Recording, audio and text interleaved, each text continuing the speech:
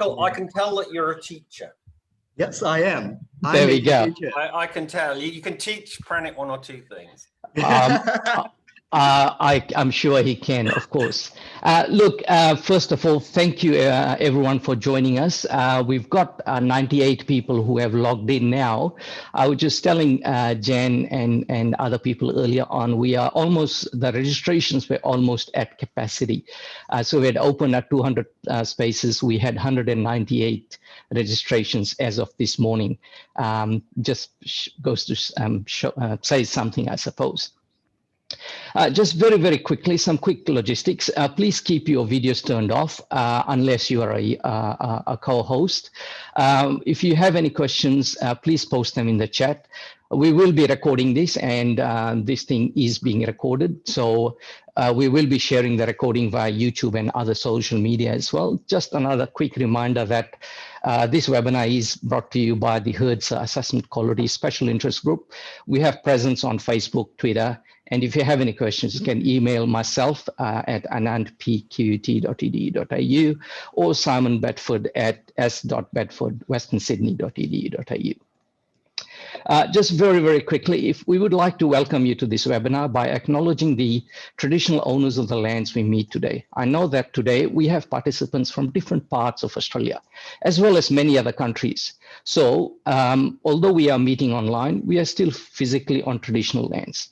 I am located on the land of the Turrbal and the Yagara peoples, and pay my respect to the elders, laws, customs, and creation spirits. I would also like to acknowledge that as we continue to walk in the first footprints of Aboriginal people, no matter where we are on this land, we recognize the important role the traditional elders have played in education, research, and knowledge creation. Thus, I would like to respectfully acknowledge all elders and officially welcome everyone to this session. I also note that today is the Lunar New Year, first day of Lunar New Year, and I noticed that there might be a number of people in the audience who are celebrating or recognizing the Lunar New Year. So if you are, happy Year of the Ox. So getting into the topic, why do students cheat and what do we do about it? Maintaining academic integrity should be at the core of what educators must do.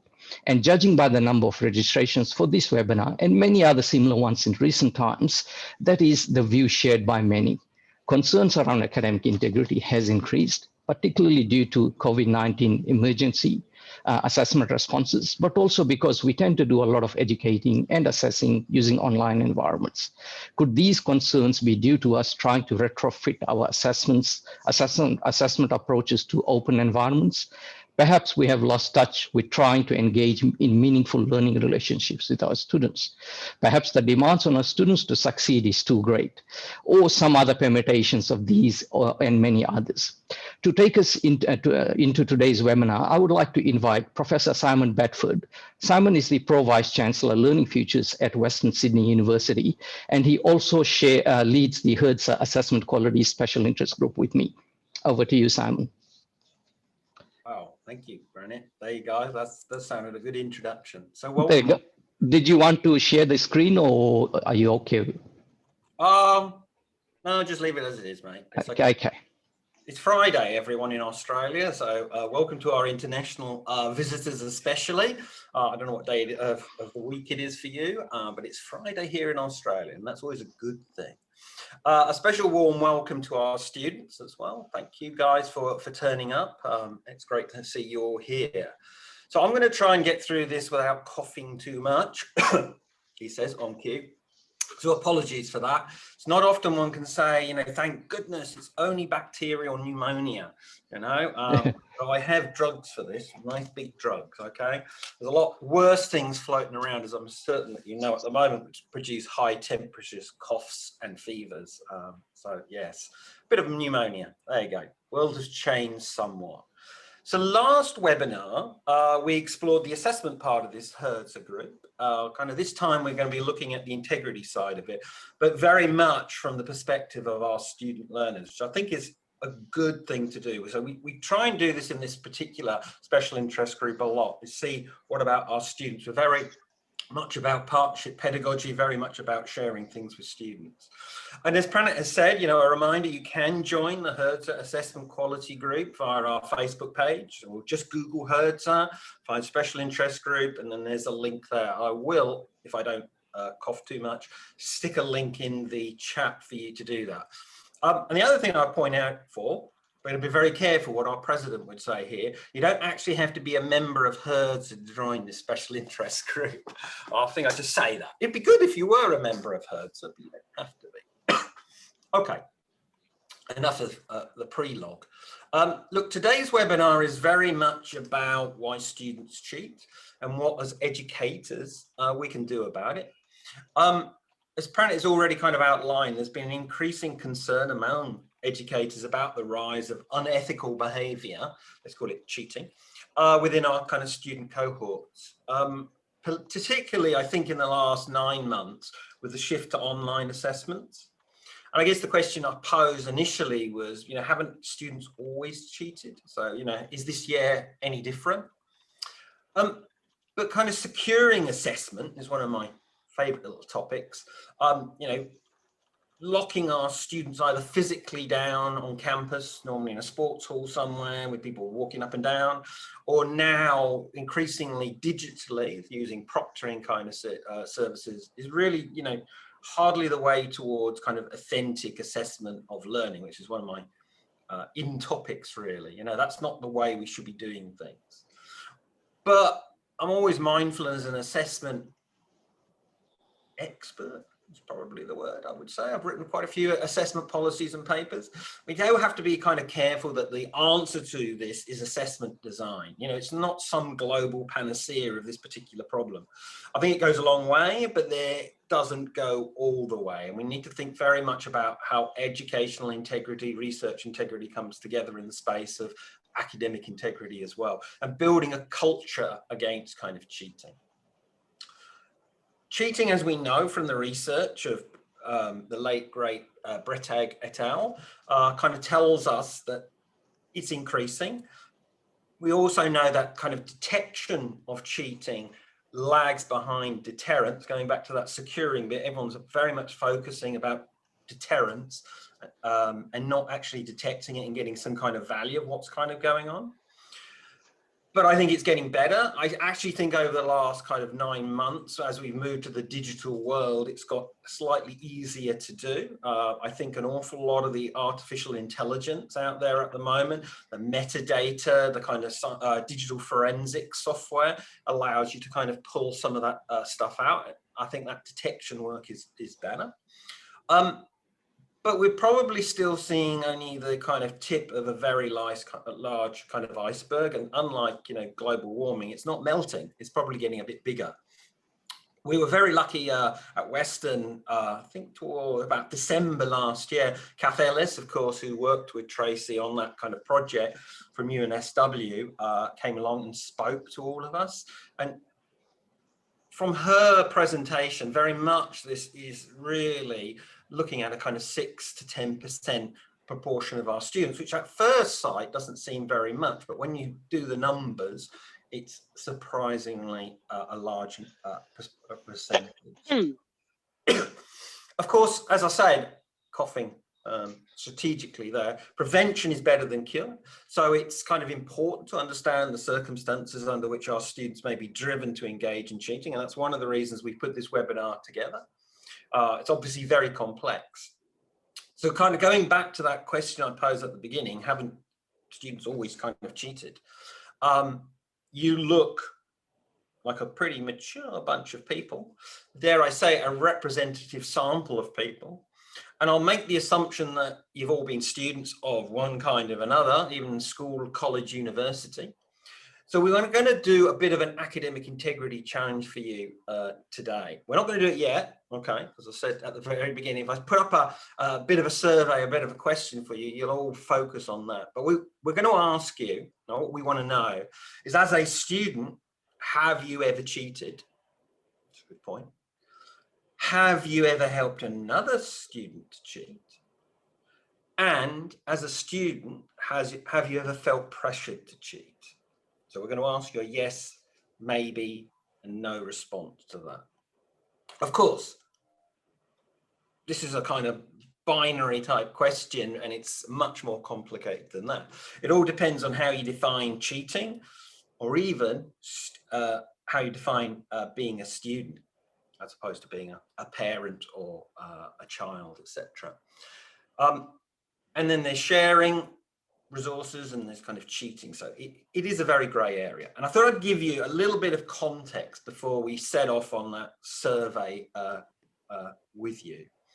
And I want you to reflect, as I just talk through this, your own life journey and where kind of cheating pops up and where you didn't consider it as cheating and maybe just helping somebody out, etc. So I thought this would be quite useful because we have to be quite honest in this, and it's a difficult area. If you ask most people, you know, have you cheated? Oh, no, definitely not. Okay, so once upon a time, you might work out from my accent, I was actually born in the UK. I was in a primary school. I think I was about 7 or 10 years old, and we did carol concerts at school every Christmas. And each year we produced our own kind of carol books, okay, to take along to the concert. And I worked with my dad on mine. He did the cover. He's this thing, if you're a child of the, let's say, 60s, we use letraset transfers to make it. It's kind of manual printing, if you like, anyway. And I'm dyslexic, so I was hopeless at actually writing. So he helped me out with that. I did the pictures, the colouring, I did liberally sprinkled the carol book with festive glitter and cheer, etc. Now, importantly, we're only a small class, about 30 people. There was a prize for the best 10 carol books, and I never won. And you can imagine, so many years later, this is always stuck in my head. The next year, I really pushed the boat out. I did a really fantastic kind of Dickensian old carol book. I even faded some of the pages to make it look really authentic and old in a candle flame. I had 1 or 2 accidents, of course. So obviously my father helped there. And I submitted that one and it still didn't win. And I was still unsuccessful. And I did actually have the gumption one day to ask my teacher why I was so unsuccessful. And she turned to me and she said, I still remember these words. Remember, I was only about 8 or 9. Because, Simon, it's not your work. And those are the kind of things that kind of resonate and you remember. And I thought, oh, okay, that's interesting. Obviously, I went to university. I studied chemistry. I graduated with first-class honours, as I say. It was a fairly common at that time to share lecture notes among students. That didn't seem to be cheating to me. Some students were down the pub quite late. They didn't get up early, so that seemed okay. But we also had to do assessed laboratory practicals. And I was constantly pestered by my peers for them. You know, can I have a look at your lab report? Can I borrow it for a while? Even some of my closest friends, and that's really when it gets difficult.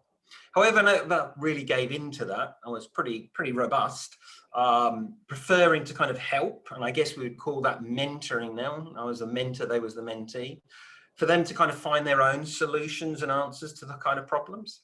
And I guess that's where the seeds of being an educator kind of were first sown. My teaching philosophy in a nutshell is, you know, don't give students the answers, give them the support, the pathway to find their own. And then, of course, onwards and upwards to PhD. I did organic synthesis. Mine was on new methodology. We had to build a range of molecules, which eventually went into drug trials. I produced an awful lot of those in a really good yield. One always thwarted me, really. I just couldn't really get the yield above 43% post-optimization. And I always remember my supervisor, who's now dead, so there you go, he can't sue me, said one day as he walked up to me and said, 43% is that best you can get? I went, yeah, that's the best I can get. He says, pity, you know, we can't publish that. Yields have to be above 50% for that journal. Have a think about that, Simon. And then he just strolled off. So that's kind of the research integrity thing. For me, the inference was very kind of clear in that. Luckily, I solved that particular synthetic problem another way and published that particular one successfully. But the pressure from my supervisor to publish in research, you know, it's always been there. And that was way back in the 1980 something odd, okay? And it's still there. So we're going to ask you those questions. Hopefully a little kind of journey, as I say, has given you some ideas. You know, I went on to pharmaceutical industry, and we talk about, as Pranit mentioned, you know, the issue with the COVID vaccine and problems, etc. Imagine if people had thought at that particular time that, you know, 43% efficacy was good enough. Okay. So our 3 questions that we're going to ask you, just a reminder, are: as a student, have you ever cheated? Yes, no, maybe. Have you ever helped another student to cheat? And again, think about those: giving notes, giving lab work, giving assignments, etc., etc. And then the 3rd question is: as a student, have you ever felt pressured to cheat? So I thought this would be a really kind of good thing to do. Some terms and conditions, and I think Pranit will put this up in a second. Yep. The link. This form is completely anonymous. Okay, as far as anonymous as we can make it. Any data collected here will only be used for this particular webinar and nothing else. And no identifiable data is being collected. So we're not going to revoke your degrees if you say yes. Yeah. So yeah, just picking up from that, there is a link in the chat. If you could just click on that link, it should take you to an anonymous Google Forms, Google form. It has 3 questions, as Simon mentioned, and it's completely anonymous, and we will not be using your responses for anything other than just for today's webinar. And we'll probably give you what, couple of minutes, Simon, to complete that, you reckon? Yeah, I reckon. Okay. Let's see what and if anybody is having any issues opening that Google Forms, please put it in the chat. No, don't put it in the chat, Brownie. We're inundated. It works. It does work. And while you're doing that, I'll just I'll stop my share for just a little while, because I want to share the results in a little while. And while we're waiting, Amir has joined in as well. So welcome, Amir. Can you hear us, Amir? He's somewhere there. Yes, I can. Yes, I can hear you. Yes. There we go. Thank you very much. So, Amir, we've got, you know, Michael, that's Simon and Jen and Tech as well. So, thanks for joining in, and sorry about the technical issues that you had earlier. It's actually my pleasure. And sorry for the issue at the beginning. No problem at all. Welcome. Okay. So I'll as I said, I'll stop the share very, very quickly, just for a little while. I'm quite looking forward to this one. This is going to be an interesting one. It will be, yes. Thank you. And while people are completing that let me just go back to my Google Forms. And fantastic. Now, if I come back here, are we ready to share the results, Simon? Simon, you're on mute. You know, you're such a good teacher, Michael. Yeah, you can come again. Yeah, okay. I'll turn it off because I'm in mid-cough. Okay. Excellent. So here we go. So we've got the results. Simon, did you want to go through that? So the first question. I think what we will do, we'll come back to these at the kind of end, but let's just go through them quickly, because we've only got 87 at the moment, he says bravely. Yep. As a student, have you ever cheated? 87 responds. I'm trying to work out your key, by the way. No, 50. Ooh, there you go. There you go. 32, maybe. Well, that's an interesting one. Remember, as I say in that thing, cheating roughly around 10% is what we guesstimate it to be, okay, at university anyway. Have you ever helped someone to support someone to cheat? Oh, okay. So it actually decreases. Okay, that's interesting in itself. Okay. Have you felt pressured to cheat? That's fairly low, actually. It's pretty good. Okay. Well, anyway, we'll probably come back to that. I think we'll return to that. That's good. Yeah. Okay. So what I want to do now is come back to my the other thing. Hold on a minute. Okay. Now, I'd just like to, at this point, bring our students back in, I suppose. So we've got 3 current and former students who have joined us. Thank you very much for the 3 of you. The first one, we have Michael Fong. Michael is a Bachelor of Arts and Ancient History graduate from Macquarie University. and he's also got a Master's of Teaching from University of Sydney. He's currently a high school teacher. He graduated not that long ago, so I'm sure he'll have really good insights about academic integrity as a high school teacher now, but also as a student not long ago. Amit Chittizade is a PhD candidate at University of New South Wales, and he's been a student for a very long time, undergrad, Masters, and now PhD as well. And I take it that you are doing some tutoring at different universities as well. So once again, we'll be able to provide interesting insights. Tak Mengistu is a Bachelor of Commerce student at University of Wollongong. I think he's in the third year of his studies. So we've got a good cross-section of students from different levels of higher education studies. We also realized that today's webinar has attendees from all over the world, not just in Australia. So in order to put this webinar into an international context, we have asked Dr. Jen McPherson, who is a senior lecturer specializing in assessment and integrity from Western Sydney, to just scope out what has been the academic integrity and contract cheating landscape here in Australia. So take it away, Jen. Hey, thanks a lot, Praneet. And thanks, Simon. And Simon, thanks a lot for the reminder about Letraset. Boy, I loved Letraset when I was a kid. And I just want to, maybe that was an early form of cognitive offloading using Letraset. As the others have talked about, we're talking today about why students cheat and what we can do about it. So we're going to talk to Michael, Tech and Amir soon directly to understand some of the reasons or some of the pressures that students might be under to cheat. But we're also interested in your experience, so I hope you're filling in the survey, and also there's plenty of chances to participate through the chat. So as Praneet said, part of my job here is to give a bit of context, I guess, for our discussion. I think we have a number of international colleagues here. I know I've seen at least one from New Zealand, so welcome. And we may have others. So there's quite a lot of people from all parts of the world, actually. So, yep. Great. Well, welcome. Simon and Praneet asked me just to sketch out a bit of our context here in Australia, but we also have obviously many Australian colleagues here, so please feel free to fill in any of my gaps in the chat.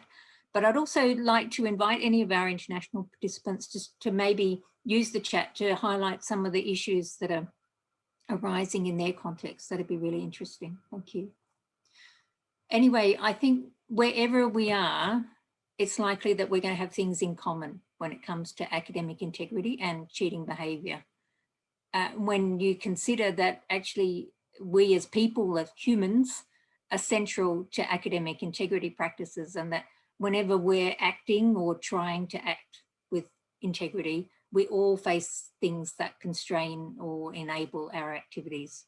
So we're hoping to look at some of those constraints or enabling factors today in our discussion. So in terms of our context in Australia, there's something that's obviously shaping all of our activities this year and ongoing are the amendments to the Tertiary Education Quality and Standards Agency, or TEQSA Act, that came into effect in September last year. So these make it an offence to provide or advertise academic cheating, or otherwise known as contract cheating, services in higher education.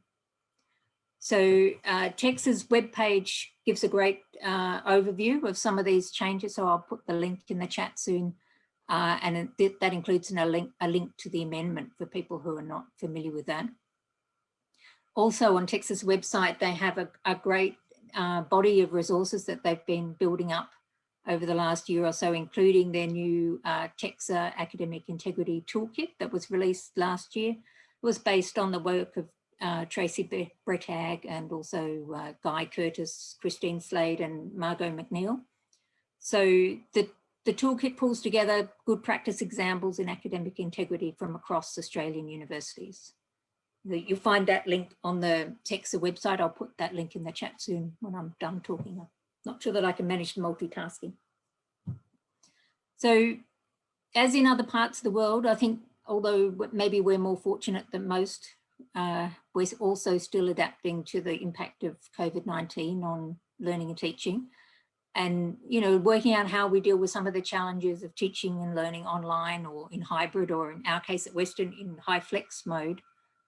So I think without careful planning, that extra distance between students and teachers can make it even more difficult to establish connections with students and particularly be familiar with their work, which is important in an integrity context.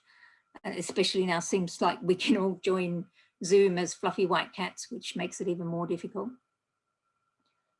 So online assessment is also bringing some integrity challenges and new challenges to assessment security.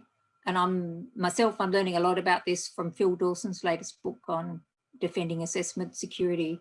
So a plug for Phil here, I can put the reference to his book, or somebody else might, in the chat.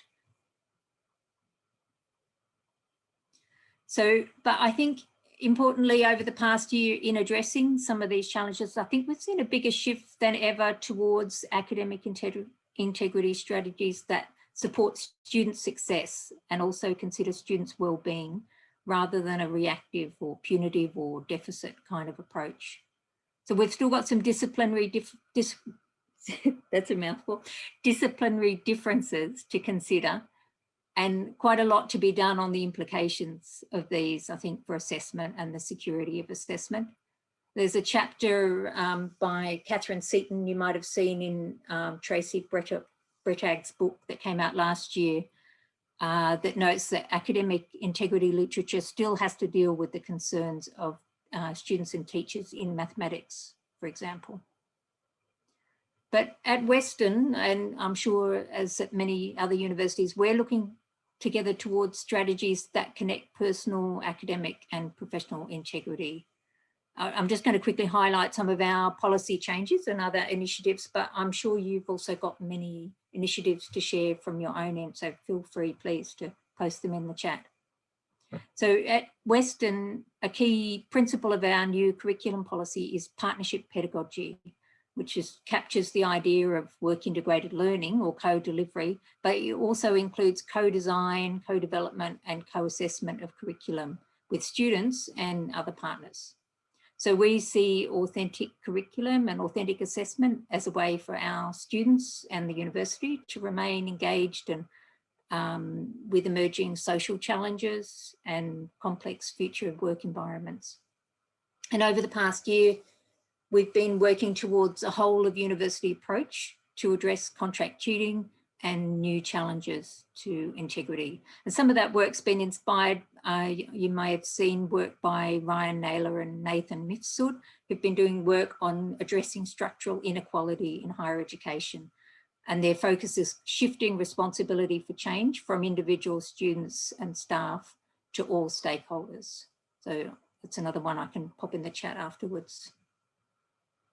So this year also our new assessment policy promotes assessment that's aligned, supportive, guided and authentic. And we're also focusing on building the assessment literacy of students and staff. And like other universities, we have a history of partnerships with students in academic integrity. So I'd love to hear your examples of partnerships with students in this area in the chat. Our student honour code was developed by student partners, and it's pretty central to our approach to academic integrity. So it's designed to build better communication, confidence and trust between staff and students, and encourage a sense of civic responsibility that goes outside the classroom. And last year, a group of our students developed a contract cheating video, which was for students. You may have already seen that's on YouTube. This covers why contract cheating isn't worth it, but also highlights some of the circumstances that might lead students to cheat. And importantly, it's really about directing students to more appropriate forms of support. So I'll put that link in the chat as well. And we're all proud to see that it's also featured in Texas' new academic integrity resources for students. So I think probably we're a little short on time, so that seems like a good point to me to hand over to our student panel. And thank you again, Tech and Michael and Amir, for joining us today. It's really fabulous to have you here. We're always keen to hear directly from students. So we're really looking forward to learn more. And I think if it's okay with Pranita, Simon, I'll start out with the first question for our panel. Yes, that's right, correct. Yeah, terrific. Okay. So, Tech, Michael and Mia, and I'll leave you to, you can respond in any, take turns, however you like to respond. But what we're interested in hearing about first is, in your experience, what would you consider to be cheating? Who'd like to start? Maybe I'll get Michael to take the lead there, if you don't mind, Michael, please. Sure thing. What constitutes as cheating? Well, any dishonest behavior in process of completing assessment, that would be cheating. That would be the simplest definition to me. Well, if we talk about anything that is like an example is about cheating, I believe Planet has given us a list of possible ideas about what might be cheating.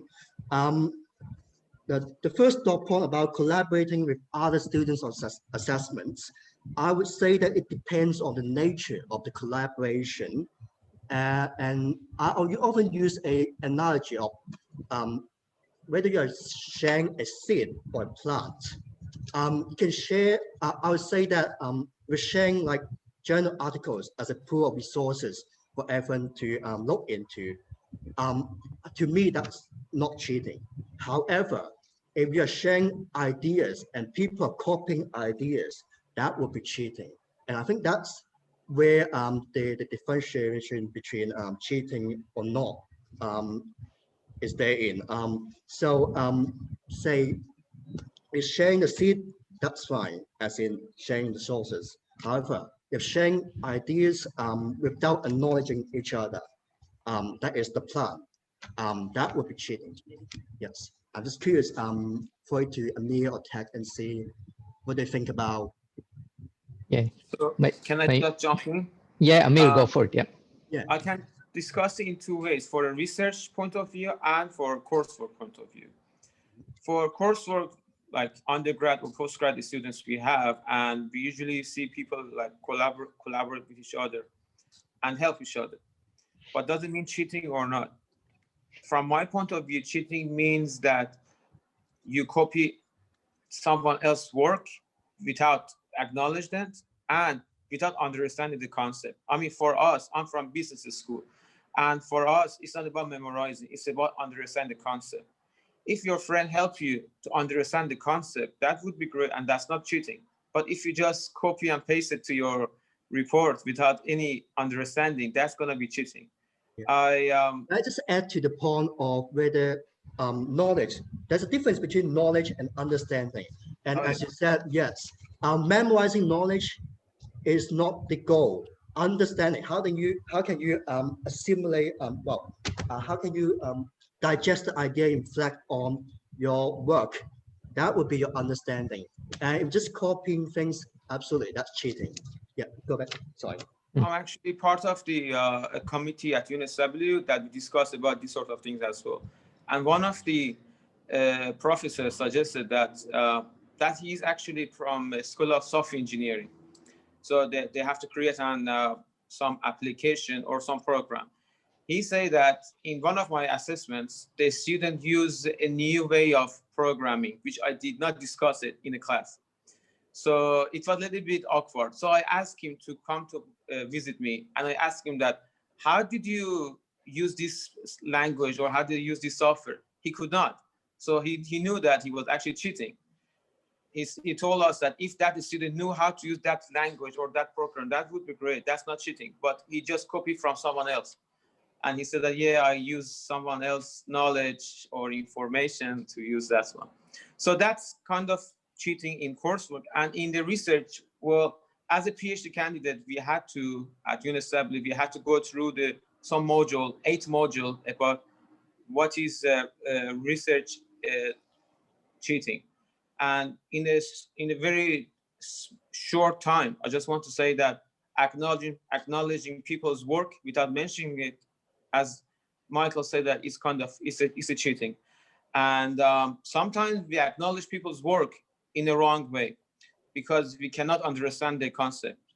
for example, if someone used my paper for their own point, for their own favor, that's a kind of cheating too.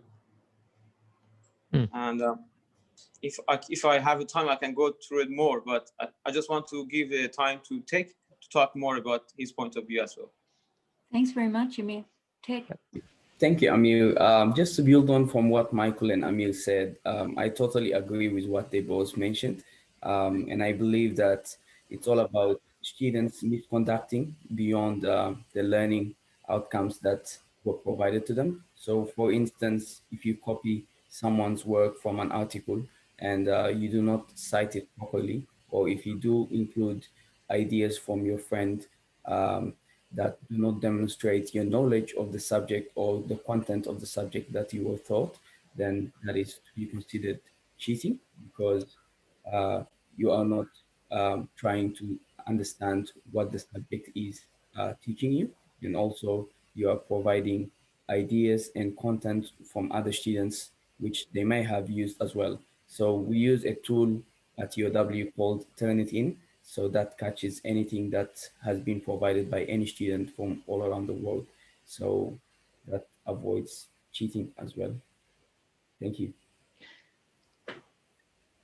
Thank you, all three of you. Praneet and Simon, do I have time to just give a very quick response to that? Yeah, go for it. Yep. Next question. Yeah, I guess it's really interesting to hear your different perspectives. Thank you, and particularly from your different contexts. I think that raised, I guess, maybe three questions for me.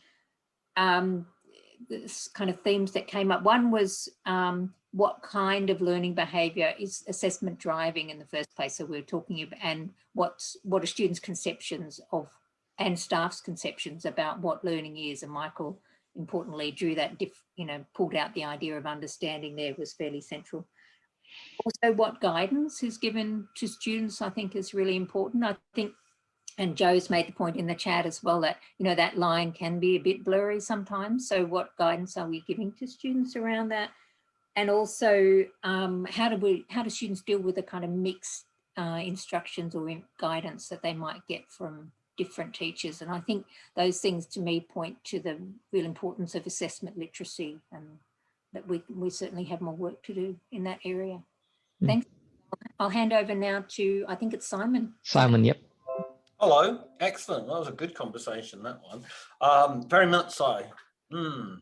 Yes, it's interesting. I remember in I think it was Tracy's report about what students actually thought about cheating and whether they thought it was actually a big deal or not. And I think it was in the cheating group and the non-cheating group, a lot of students didn't think it was a huge issue. So it's quite a good discussion about cheating. Okay, what's my question going to be? Well, it's a bit of a follow-up, and it's something that's kind of fascinated me for some time, and that I guess is to Michael first, and then I go to Tech as well. So Amir will have a view, and that is, are some disciplines or subjects, if you like, more prone to student cheating than others? And I kind of remember, I think it was 2014, was it the My Master catastrophe, which occurred at all our institutions in Australia for our international visitors. I think that was, it was 2014. There was about 16 Australian universities. And I always remember looking at the data for that, and it was business, management, finance, accounting, marketing, all of them were at the very, very top of the demand tree in those particular kind of areas. So that particular discipline was highly flagged up in that one. But again, I guess that's my question to you. Do you feel that certain disciplines are more prone to student cheating than others? And I do realize to our students, you only permeate certain areas. You only know what your particular courses you had, but of course, your peers, your friends who do different courses and disciplinary fields. So that's my question. I'll go to Michael first, which is interesting because Michael's now a teacher, so he's on the opposite side of the fence in that sense.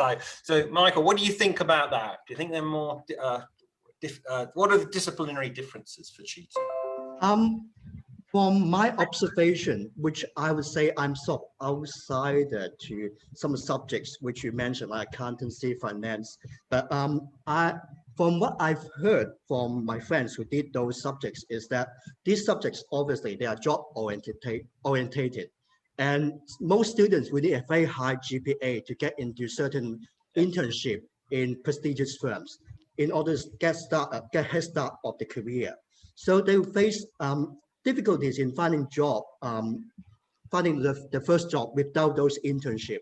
So they're really concerned about GPA, and therefore they have that pressure of, when they're having challenges with assessment, there may be more temptation for them to look into ways of cheating.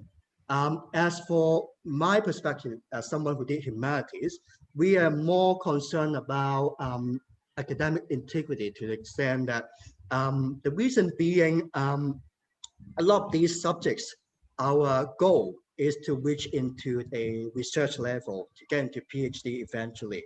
And we are really concerned about our reputation in terms of our reputation in the field of academia, and academic integrity would be really crucial to that reputation. And we would not take the risk at all. There's no way we take the risk, unless you're really, carried away by ambition, I guess. We would less likely take the risk on cheating to get in the risk of tarnishing our own reputation. So I'm just curious if other panelists would be curious. I'd be curious about your perspective regarding my field. I might be biased.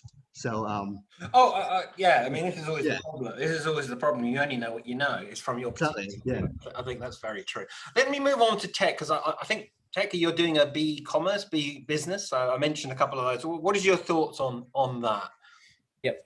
So I do believe that business subjects are more prone to cheating, as you mentioned earlier, Michael.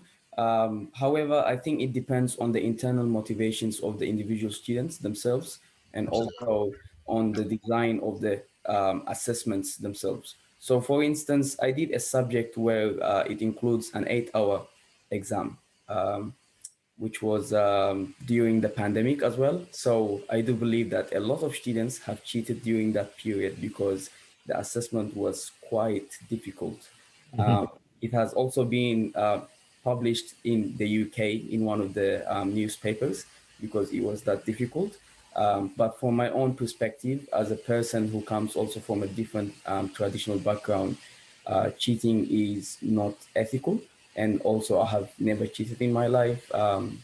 My major is marketing, and my minor is public relations, and my average is distinction. So I have tried hard to work and achieve my goals, my personal goals, without the help of anyone. If I do need any help, I would contact or email my teachers. And that's the right way to do it, honestly, for all the business students. But as you asked, it's all to do with the internal motivation of the student and also the level of their journey. So for instance, first year students do not quite know what's going on around them, and they might consider cheating as a way of succeeding in their subjects because it's a new environment for them to study in a university level. However, second year students know what to do because they have a 1-year experience of their studies. And third year students obviously are experts, and they know how to handle all their assessments and all their exams. So I guess it's 2 points. Number one, internal motivations of the students, and number two, the level of their studies. Is what I believe the case. Thanks, that's great. Amir, I'll ask you a slightly different bit of that.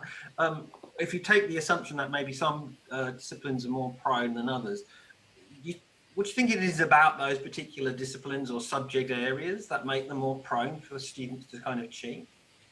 Well, I think, as you say, that I'm actually a tutor at business school, and I was a tutor for management and marketing subjects.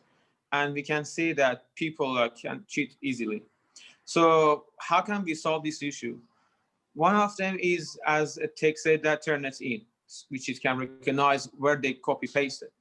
But due to COVID and this kind of situation, people I know people can get, like we have they call it a studying party at UNSW. So 4 or 5 group of the students get together in one place, in one room. They help each other to solve an issue in any discipline. So how can we solve this sort of issue? We suggested by lecturer in charge, he said that give them very short time so to stop them from cheating. So that's kind of from business school and business subjects.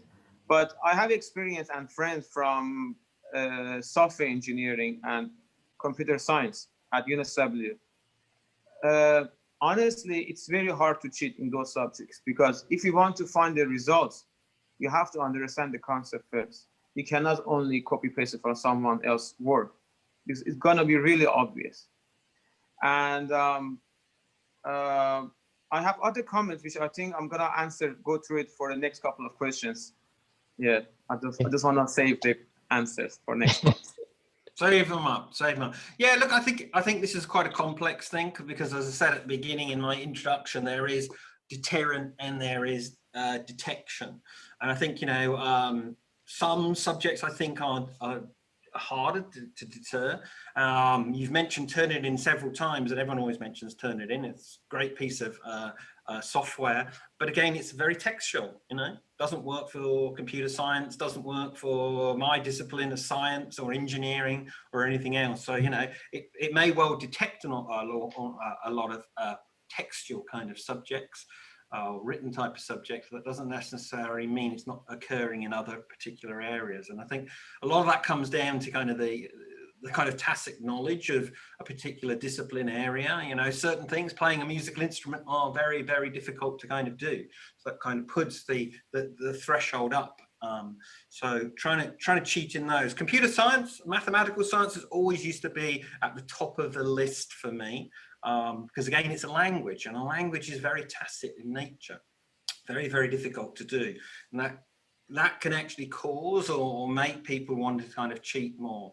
When I was, as I say, back in the UK, computer science was at the top. When I moved to Australia, computer science was always at the top. Doesn't mean it's easy to detect, but that was always the one where the most misconduct cases were occurring. It's an interesting discussion. Anyway, too much waffle. Brad, I'll hand over to you. Thanks very much. Okay. Look, we've talked a little bit about what are some of the courses or disciplines, if you like, that are more prone for students to cheat, for example. I want to shift the focus a little bit, recognizing the fact that, yes, cheating occurs and the concerns around it is increasing.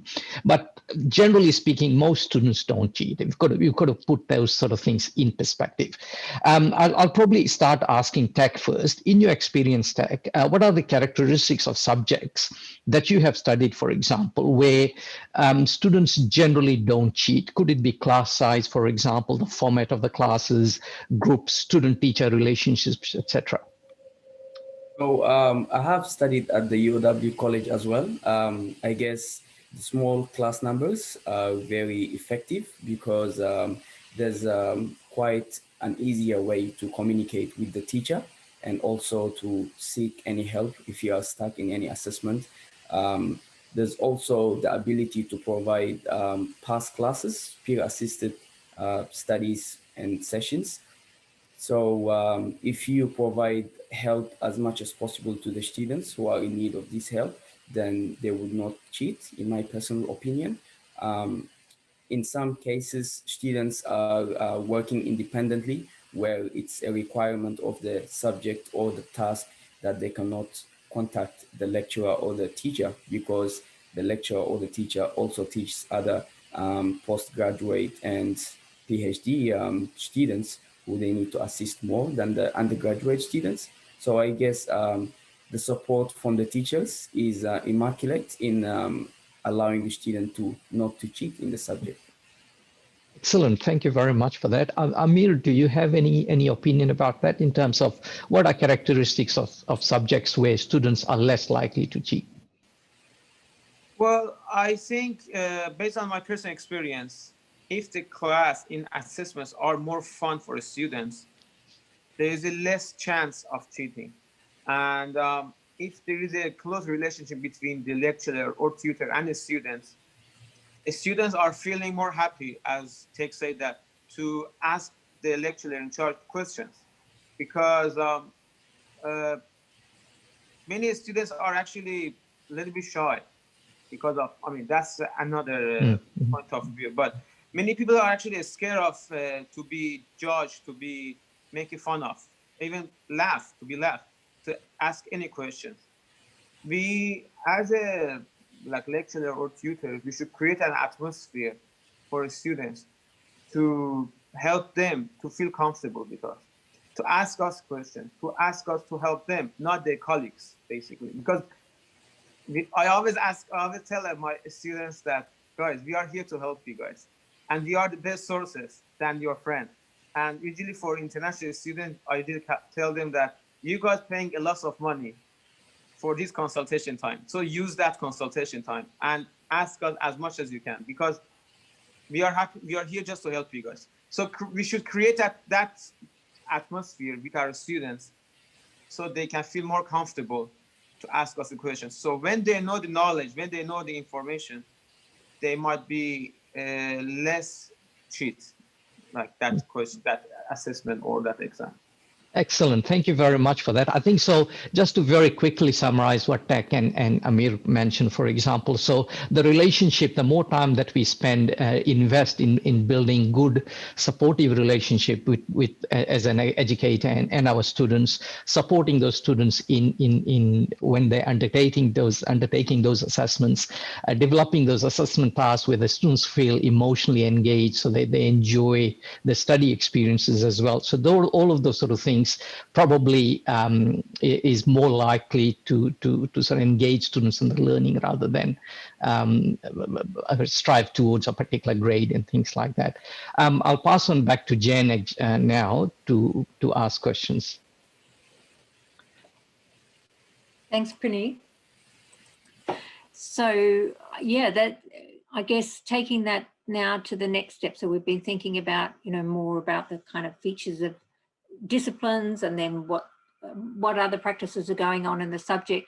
Now to narrow that back down into assessment practices themselves, I'm interested then to hear from all of you about whether you think some assessment practices are more likely to encourage or promote cheating.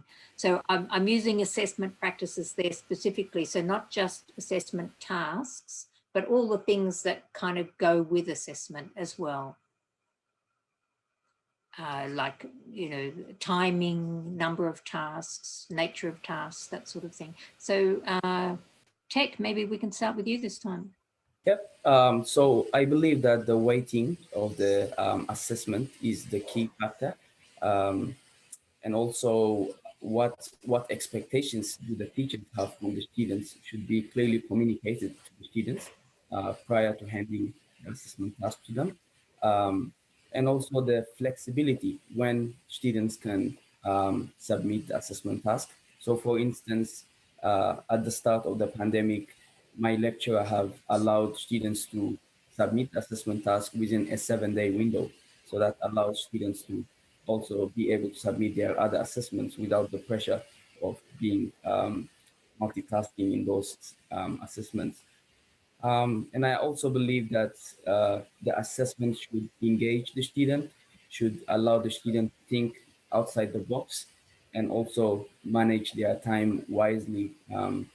So it has to be realistic, I guess, for the students to be able to submit the assessment without cheating, without the need of any external help. Great. Thanks very much, Tech. Handing over to you, Amir. Well, we, as Tech said, that for last year, we had this sort of thing too, like have a short time for students, not to let them to cheat. But the issue is that some students were slow in typing and writing. So because of that, they could not answer some questions, because in the School of Management, people usually write and type all the time. Some people are very slow in typing. So that's one issue. Okay, make them to have a short time. It does not mean they cannot cheat. Because based on my personal experience, students are so creative in finding a way for cheating. Always, they can find the best way. It doesn't matter how many ways we can stop them, but there is always one extra way for them. They can find a hole, and then from that hole they can cheat, and we cannot even imagine that right now. So I think that's the main thing that I want to talk about. We should create a culture for students. I know it's very, very vague and very big, but at least in Australia, we can create a culture that cheating is bad, right? So I'm not sure about which rules do we have in different universities, but at UNSW, if one student cheats, he or she gets 0 for that assessment, right? So if that person does not study at all, he or she said that, okay, I'm gonna get 100% or 0, but the chance is gonna be even higher for me to get the good marks than the 0. So he or she can cheat. Suggested by another professor at UNSW, he said that we should make them a big penalty for them. So what's this penalty? We give them, for the first time, if they do cheating in any subjects, give them 0 for whole subject, right? Not for one assessment, whole subject 0. And if they do it for twice, give them 0 or 0 for minimum 2 subjects, or put them in this marking or subscription or some letter that this student was a cheater. So in that way, and it's very rough way. So in that way, we can stop them gradually by gradually. It's like a driving. Why people do the offenses in driving? In Australia, it's very good actually. They are really they follow the rules, because we had this sort of very tough restriction at the beginning. So people are actually scared of cheating, right? They know if they're gonna cheat, they have to pay $1,000, $200. That's a lot. Plus, they're gonna lose some points. So we should have these sort of strategies in our universities, and this is not gonna happen over the night. It takes generations and generations. And when we have new international students coming to our Australian universities, they can see the rules and they have to follow the rules, because in our streets we have the drivers who have the international license and they are driving perfectly. Yeah. Great. Thanks very much, Amir. Some interesting points you've raised there. We'll hand over to Michael and then I'll quickly. Yes, Michael actually has to leave. I think he has to go and teach. So if you've got 30 seconds, Michael. But I just quickly give a few points. Just going back to Jan's point on authentic assessment, creating a achievable challenge for students in assessment will be important. Like not just a challenge, but achievable challenge. Okay, so that they can take ownership. They can be proud of their own work, so they are not prone to be cheating. Okay. And another thing is, it should be assessing their skills in applying concepts, not on anything else. So literacy should not be an issue, how fast they type, it should not be an issue of assessing them. Okay, and again, the culture of the teacher should be approachable when students need support would be really important. It's crucial. I have experience with some faculties where it's so hard to reach support from teacher. And I feel the lack of support will tend to pressure students to go for avenues for cheating. But anyway, really appreciate for inviting me for this seminar, and I really appreciate the opportunities for contribution today. Thank you. Thanks so much, Michael. for your That was absolutely great. Michael. Thank you. It's been excellent. We'll talk about you when you're gone. Thanks a lot. Well, thanks to all three of you there. Just to wrap up quickly or highlight some of the points that really stood out to me there. Tech, I really like your approach there, where you're thinking sort of more around, how can we be more compassionate in our assessment, be more flexible, but also clear, communicate clearly what we expect. And that kind of connects in, I think, with some of the things that Amir was talking about, like creating that culture of integrity, but also being really clear from the start around what our expectations are and what the rules are. Basically, I think it's easier to follow the rules if you know what they are. Also, I think you and Amir both raised that idea of the importance of authentic tasks, and that really promotes student engagement and the idea of application. So really interesting points you've covered. Thank you. I'll hand over now, I think, back to Simon. Simon, yeah. Thank you. Yeah, indeed. Well, my next question with our remaining students is this, and I think it's quite a pertinent one. Do you think students are more likely to cheat with online assessments? I mean, given the last kind of move to online teaching over the last kind of 9 months. Now, one can argue that we've always done online assessments for many years. But again, since we've had that move, do we think that is now increased the prevalence of people to kind of cheat?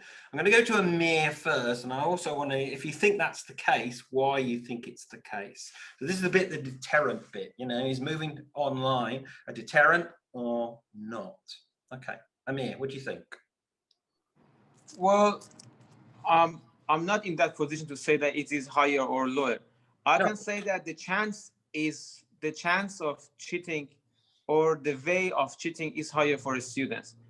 But does it mean that students are able to cheat or not? That's another question. Yes, through the internet, through the connection, they are able to gather easier. They can share their thoughts. They can help each other for cheating. But at the same time, doesn't mean that people are gonna cheat or not. Again, we have as I told you, students, they have new ways of cheating. They are very creative. There are people there are a group of 4 or 5 students usually in one room, so they can help each other for final exams. So each of them are in charge of one question, and that's kind of way of cheating. That's not gonna happen if we have a face-to-face classes or actual exams. So I believe that yes, it does increase the chance of cheating, and at the same time, as a teacher, as a lecturer, as a tutor, we should be aware of it, how we can control these sort of issues. How can we stop them from cheating? Thank you. Tech, same question. Do you think over this period of time that it's become more prevalent because of that, or too difficult to say?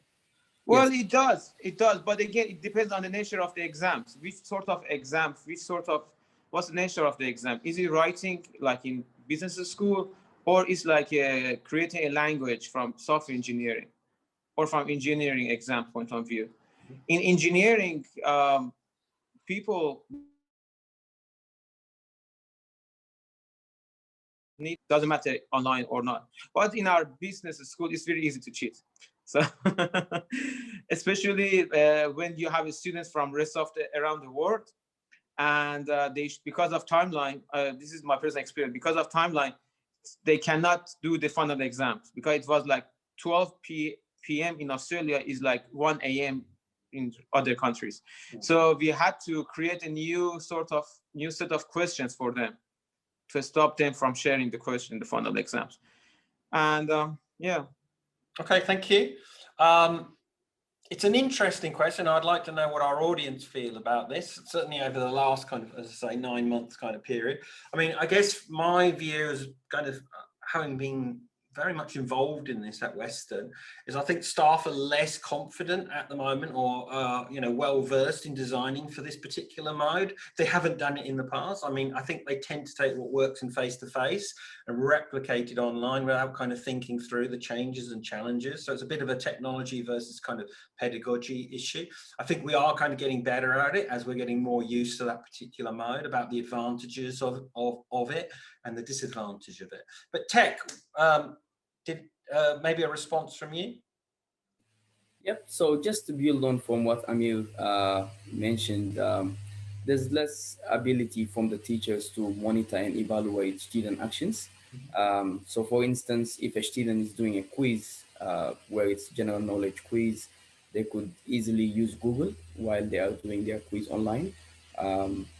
Whereas if they are doing the quiz in person, in a exam setting, there's less likely of them using other sort of platforms to, gain knowledge of how to answer the question itself.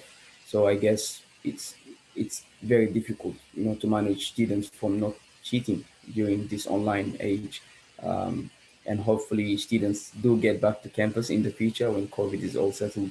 That way students can use their personal knowledge more than other platforms. Okay. My follow-up question then is that we're thinking about deterrence and move on to detection. Do you think detection and the ability to be caught now, assessments are more online? What's your view on that, Amir and Tech? And again, whoever wants to go first. So because it's now, let's say, digital more, or more online assessments, are students more likely to be caught? If so, why?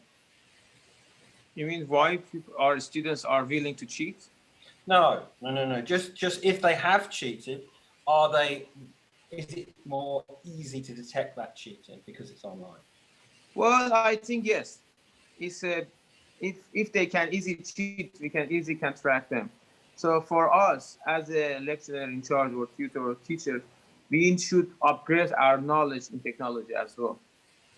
And I remember at the beginning of pandemic when we had to move these Zoom meetings or Microsoft Teams, we had very low knowledge in these technologies, and step by step we can grow it.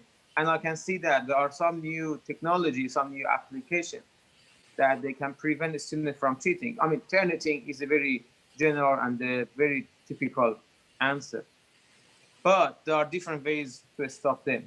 And I believe that over the months, there are new ways that can prevent students from cheating. And I just want to answer the questions that Jen posted on the messages. I just want to say that the design is important. And for me, it is important for me that students can understand the concept, understand the theory. I mean, theory is very more in our field. Sometimes the student just copy paste from the internet. I remember that there were a couple of students that just copy from some links on the web to answer my questions, to answer the assessment. What I look for is whether the student understand the theory, understand the concept, and how can they use it in the real world. This is for me to find out whether the student is cheating or not, because everyone have access to the internet and they can just Google some theories and just copy paste it for the answers. So design a subject that present the understanding of the students about the concept is very important. So back to Tech. Mm-hmm. Yep, I do agree with Amir. Assessment design is very particularly important in making students less likely to cheat.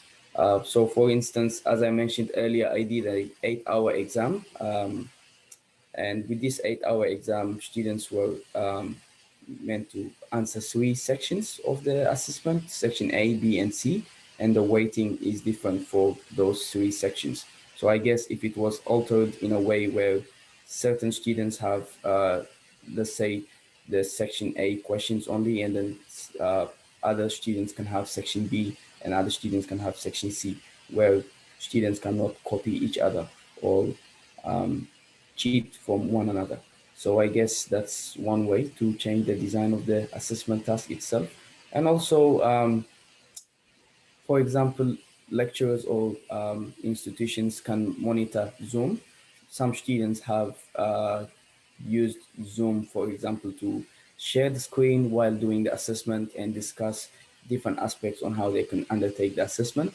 So I know that it's difficult to do that with Zoom because of the policy of managing whoever uses Zoom, but I guess that's one way of detecting students that cheat, using Zoom to monitor what they use on their screen and what they use when they share the screen with each other. To your point, Tech, yeah, the joys, and then with the professional software, the proctoring as well. But again, it's a nice hot topic. Look, I think summing up, I think, you know, we do as an institution put an awful lot of our effort into deterrence. So we talk a lot about assessment design, but I will, as an assessment person, I don't think we can use assessment design to eradicate this. We certainly don't do enough support with detection, especially with online at the moment. We really don't support staff in that kind of forensic kind of software. I mean, there's things like authorship and looking at meta tags. There's a huge amount of data that can be pulled out of that to see if this is copy and paste from Google. Even just going into a Word document and seeing the history of the authors, you can see, you know, how the document has kind of been shared. But I think the real problem is that once we've detected it, then what do staff do with it? And that's the big issue that most institutions face. So again, a lot of the scholarship in this area, you know, staff don't feel they have enough evidence to progress a case, or they don't, it's too much work, it's too hard, etc., to actually progress a kind of academic integrity kind of case or a misconduct kind of case.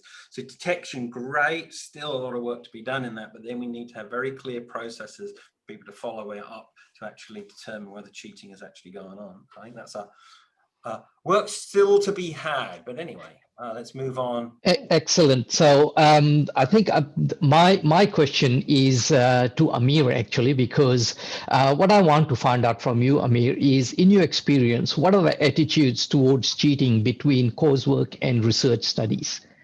Just the attitudes towards cheating from the student's point of view between coursework and research studies. I think it's it has a big answer, but just in a very short time. Students in undergrad are cheating because they just want to pass the exams, right? They just want to get the good marks. Because if they know that if they fail, they have to pay lots of money to re-enroll again for the same subjects. And but in the academic, in the research, it's a little bit different. Sometimes people cheat without any purpose. They don't know how to acknowledge some people's work. Sometimes they acknowledge it and they use that idea in the wrong way. So that's kind of cheating. And at the same time, unfortunately, I can see that some researchers in our field, they use the data of their colleagues without any mention their name. And again, these are only the few things that I can say that people usually in research, they usually cheat because sometimes they don't know how to reference someone's work, but people in undergrad are cheating because they just want to pass the exams and they want to get the good marks. So do you think that cheating is more condoned in research than coursework, Amir, in your experience? What do you mean by condone? Accepted. Accepted? I don't think so. Accepted. Cheating, at least in Australia, is not accepted at all. And we always receive an emails to avoid cheating, and they usually have a workshop for all the new researchers about what are the ways that people might cheat and how can we stop cheating. And it's very actually important for universities in Australia. And I think it's very, very important and one of the key things that researchers should follow up because of the research integrity. Excellent. Thanks very much, Amir. Jen, over to you.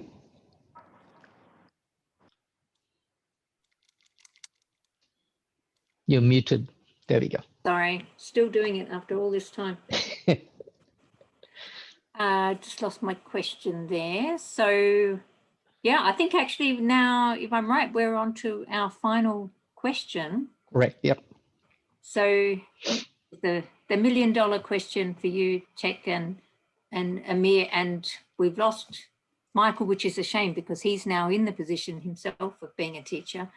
But, and Amir, I think you're doing some tutoring. So to sum up, both of you, if you were in charge, if you ruled the world, no, if you were teaching, what would you do differently so that students didn't feel under pressure to cheat? Who'd like to start? Maybe Amir. I usually create that very relaxing atmosphere with my students. And I usually tell them that feel free to contact me because students,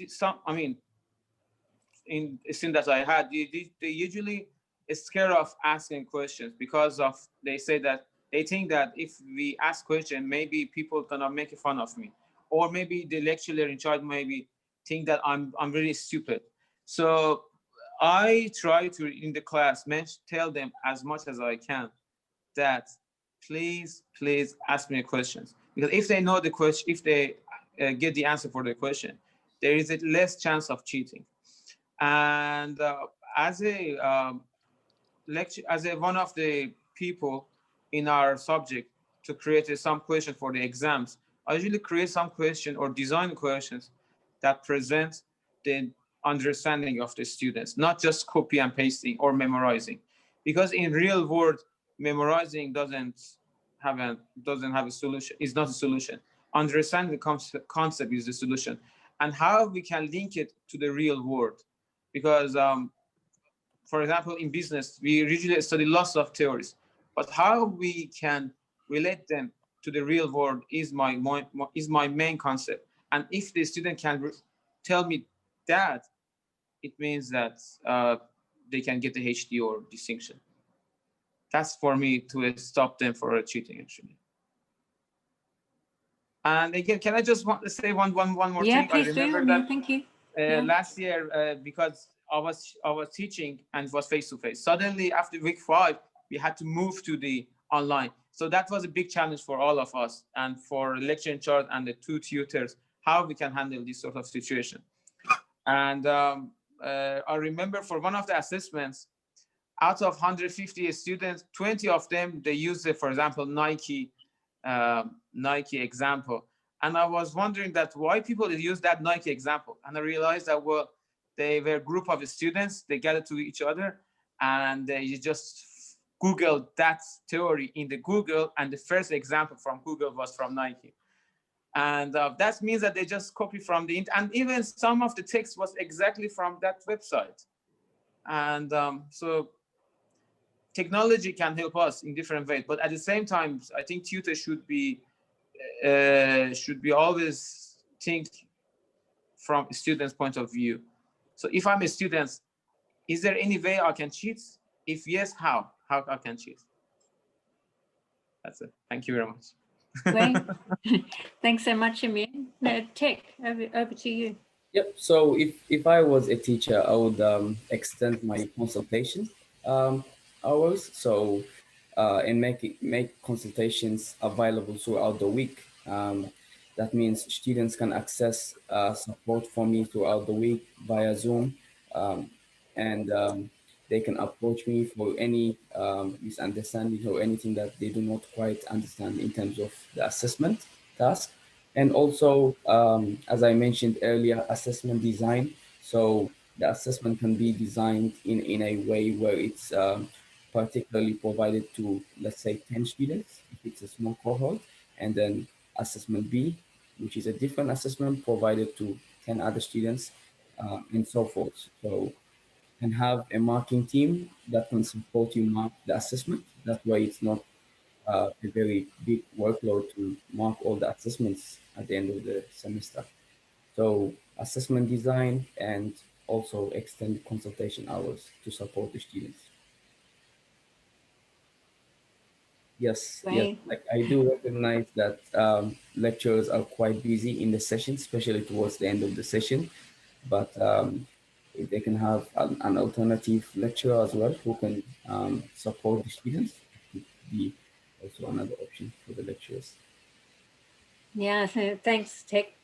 That'll connect with something I was just going to come to in a sec, but I did just want to ask you both, I guess, how common then that for your ideal that you've just painted for us, how common has that been in your experience of learning so far?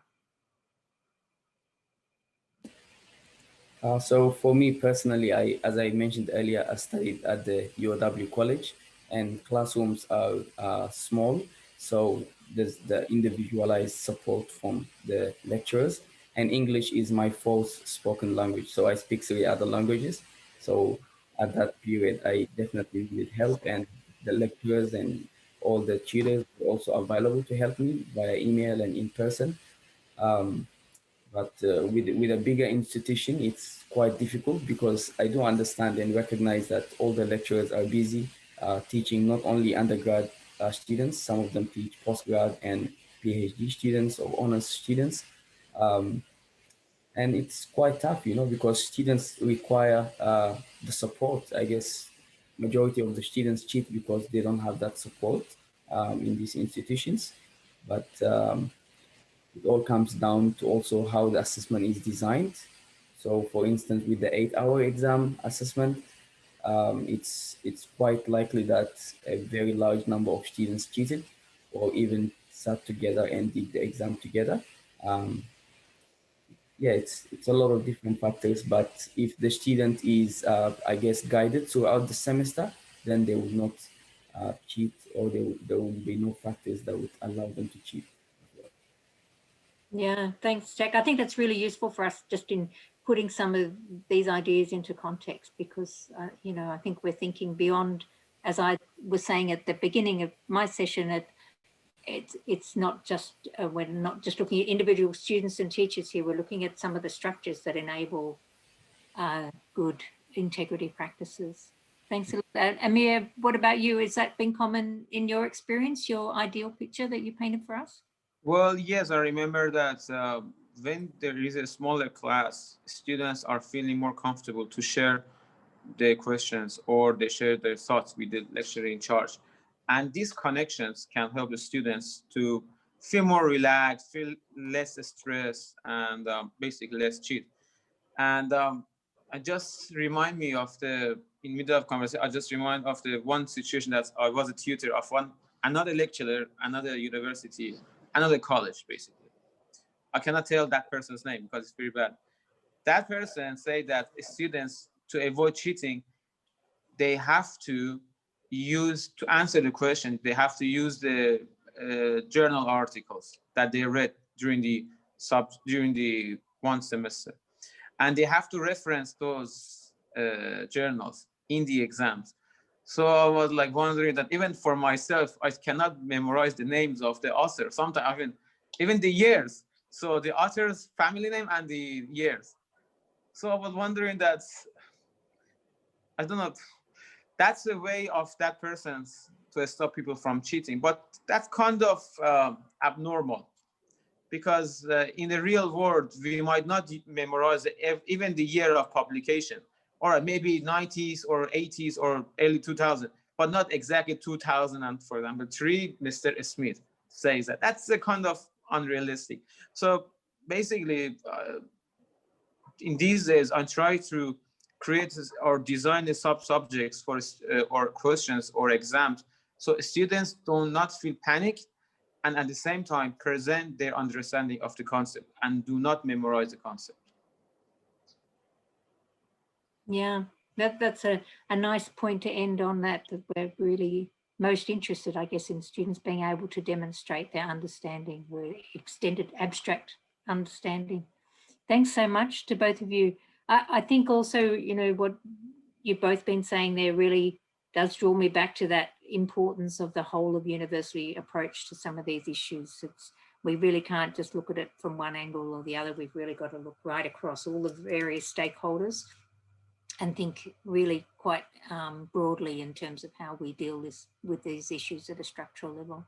But thanks, both of you. I think, Praneet, timing-wise, I think I need to hand over to you now, and you and Simon are going to do a quick wrap. But Jen, do you have any, I think, a 5-minute wrap-up or a minute wrap-up? Is there anything you just want to conclude, or you think you're there?